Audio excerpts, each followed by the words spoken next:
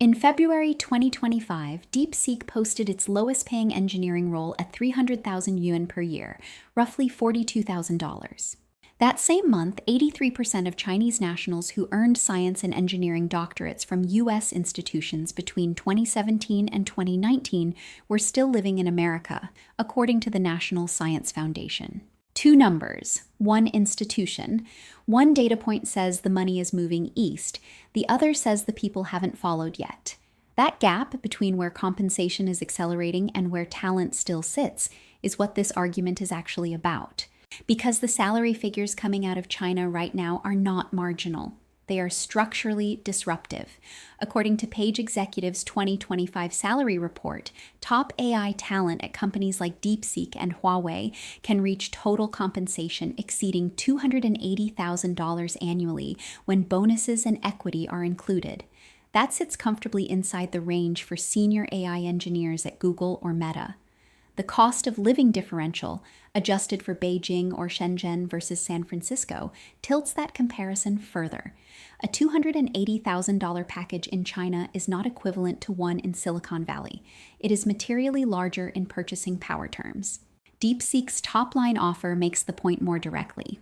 For deep learning researchers focused on AGI, the firm's posted compensation ran between 80,000 and 110,000 yuan per month on a 14-month pay structure, an annualized figure of up to 1.54 million yuan, or roughly $215,000, for a firm with approximately 150 staff at the time of posting. That is not a bidding war. That is a signal. ByteDance made the same signal louder. According to reporting by the paper, ByteDance expanded its bonus pool by 35% over the prior year and increased its salary increase budget by 150%, explicitly to ensure globally competitive compensation. Tencent was simultaneously poaching senior researchers from rivals at double their existing salaries, not 10% more, not a retention package, double. The Chinese job platform Liepin reported that 31% of AI-related positions in China were offering annual salaries above 500,000 yuan, approximately $70,000, as of early 2025. That figure covers the full distribution, not just the elite tier. 31% of the market sitting above that threshold tells you something about where the floor is being set, not just the ceiling. Against this, Silicon Valley's headline numbers look competitive on paper. The Asia Tech Salary Index for Q1 2025, published by Second Talent, found senior AI engineers in Beijing, Shenzhen, and Hangzhou commanding between $140,000 and $160,000, with elite specialists reaching $200,000 to $250,000. The report noted that figure closed the gap with Silicon Valley to 15 to 20%.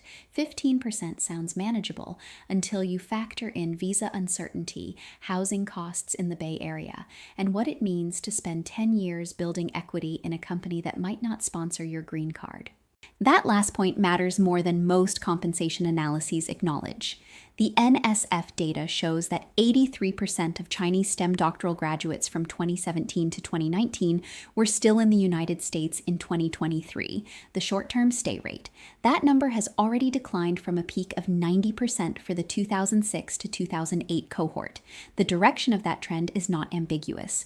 What is accumulating here is not a salary story. It is a structural case.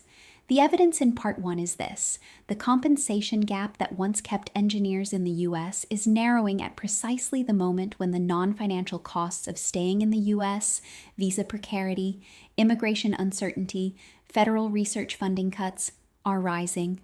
You don't need a mass exodus to change an industry. You need the marginal decision to tip. The compensation numbers did not appear spontaneously. They are the output of a deliberate architecture, one that China has been building since 2008, accelerating in direct proportion to the pressure it has faced from Washington. The 1,000 Talents Plan launched in 2008 and recruited across the United States, United Kingdom, Germany, Singapore, Canada, Japan, France, and Australia. By 2016, according to a U.S. Senate Intelligence Committee report, the program and its 200-plus companion recruitment schemes had drawn in approximately 60,000 professionals from overseas. The plan works by offering scientists funding and support to commercialize their research. and in return, the Chinese government gains access to the technologies that research produces. The Senate committee declared it a threat to American national interests in 2019. The scrutiny was warranted. The plan kept running.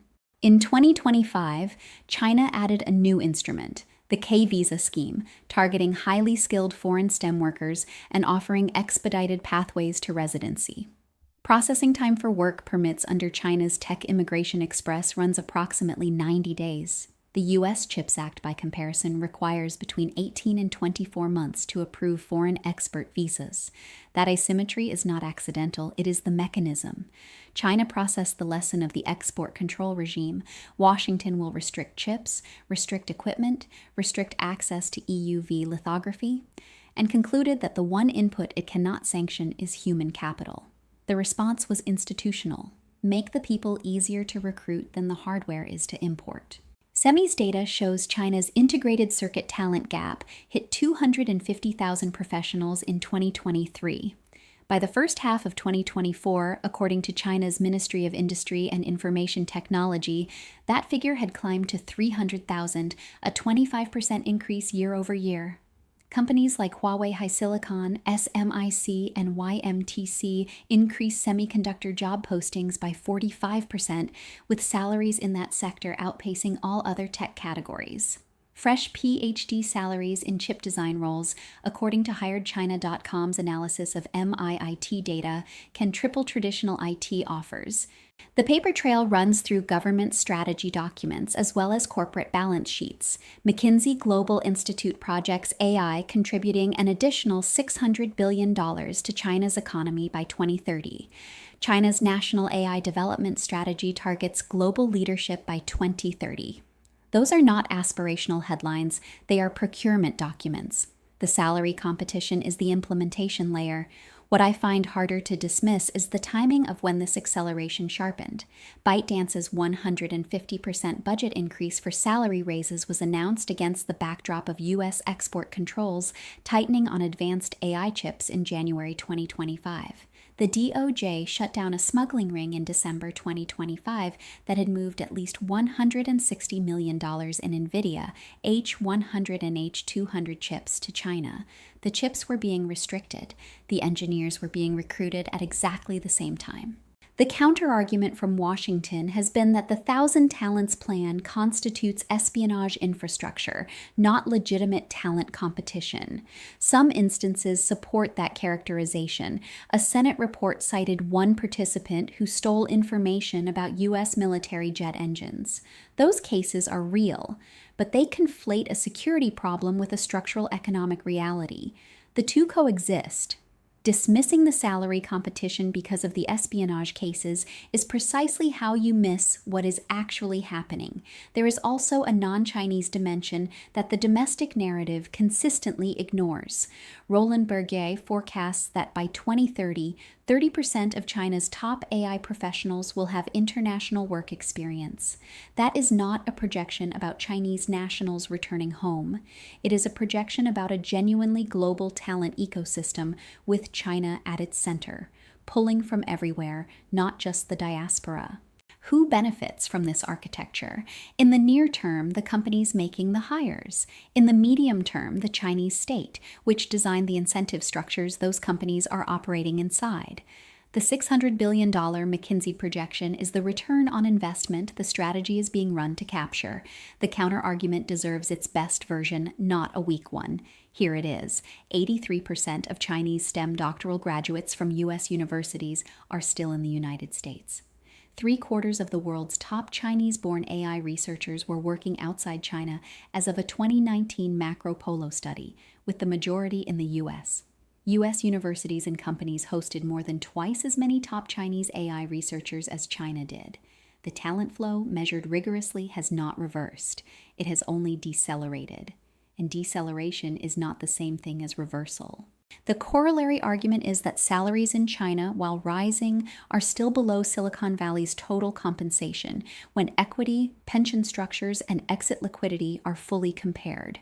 Stock options in American tech companies have historically produced generational wealth. Equity in a Chinese firm operating under state-backed conditions carries different risk profiles: regulatory intervention, platform crackdowns, the 2021 tech sector correction that wiped hundreds of billions in market value from Alibaba, Tencent, and Didi in a matter of months. Engineers are not naive about this. Compensation packages look different when the equity component has political risk embedded in it. There is also the quality of life argument. Silicon Valley, for all its dysfunction, offers something that Beijing and Shenzhen's 996 work culture, 100 hours a week, 6 days from 9 to 9, cannot.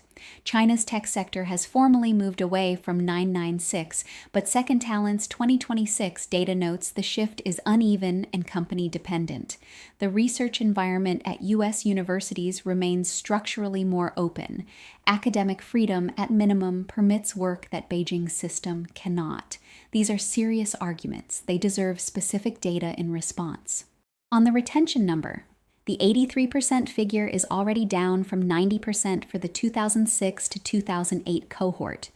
At the same time, Rest of World reported in November 2025 that Chinese-origin tech workers are abandoning full-time offers in America and returning home at a rate that multiple anonymous researchers at U.S. tech firms described as surprising.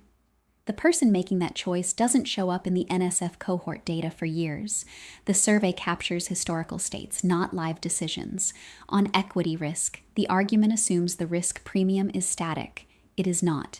In January 2025, at least 85 scientists had left U.S. research institutions to join Chinese universities, with more than half making that move in 2025 alone, according to reporting compiled by CO/AI. Chinese universities regard Trump administration policy changes as, and this is a direct quote from Princeton sociologist UC, a gift for recruitment. The political risk is now on both sides of the comparison.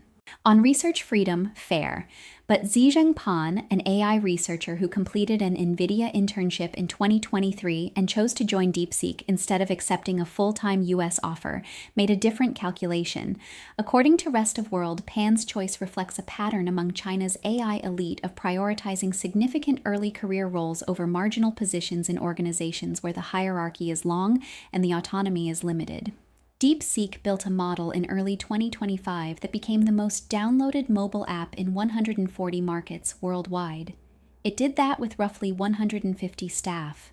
The people who chose it over NVIDIA were not wrong about where the leverage was. The strongest version of the counter-argument, that the talent hasn't actually moved, proves the prosecution's case, not its own, because what it describes is a system in equilibrium that is losing its equilibrium conditions simultaneously. Visa uncertainty is rising. Research funding is contracting. Salaries on the other side are at their highest point ever. 83% retention is a lagging indicator. The question is what happens to the cohort making its decisions right now in this environment, not the cohort that decided 5 years ago. Here is what the evidence points to, stated plainly. The U.S. has a structural talent advantage that was built on 3 foundations: better pay than anywhere else, better research environments than anywhere else, and better immigration access than the alternatives. 2 of those 3 are now contested. The third is actively deteriorating. China is not winning the talent war yet, but it has done something more strategically significant than winning. It has made the calculus genuinely ambiguous for the first time. When the margin closes, when the answer to why stay in the U.S. is no longer obvious, the distribution of choices shifts even if the average doesn't move immediately. That is where we are. The prediction stated specifically enough to be proven wrong. By the end of 2027, the NSF short-term stay rate for Chinese STEM doctoral graduates completing degrees in 2023 to 2025 will fall below 75%, down from the current 83%. The combination of accelerating Chinese compensation, ByteDance's 150% salary increase budget, DeepSeek's $215,000 top packages, Tencent's double salary poaching, alongside U.S. visa tightening, federal research funding cuts, and the documented recruitment of 85 scientists to Chinese institutions since early 2024 will move that number. Not because every engineer leaves, because enough of the best ones recalculate. China's semiconductor talent gap is 300,000 people, according to MIIT. Its AI sector job applications surged 33% in the first week after the 2025 Chinese New Year. The National AI Development Plan targets 2030. The 1,000 Talents Plan and its 200 companion programs have been operational for 17 years. The K-Visa scheme launched in 2025 and processes work permits in 90 days. This is not improvised. It is a staffed, funded, multi-decade operation that is now running against an opponent that is making itself easier to recruit from. What this tells me, and I'll stake something on it, is that the framing of this as a salary story has been the most expensive analytical error in the conversation. Salaries are the instrument. The instrument is being deployed inside a strategy. The strategy is to replace human capital dependency on Western institutions with domestic and returnee talent at scale by 2030, with government capital backing the arbitrage. When McKinsey projects $600 billion in AI contribution to the Chinese economy by that date, that projection is partly a salary budget. The companies paying $280 in total comp are spending toward that number. The US built its technological dominance on being the best place in the world for a brilliant engineer to build something that mattered. That offer is still on the table, but for the first time since World War II, there is a competing offer, specific, funded, and accelerating, that a non-trivial number of the people Washington assumed would always choose the US are now reading carefully. China is awarding over 50,000 STEM doctorates a year, according to Ministry of Education data, more than double its 2007 total. The US's growth over the same period was 41%. One country is expanding the pool, the other is restricting access to it. Find the flaw in that argument. Comments are open.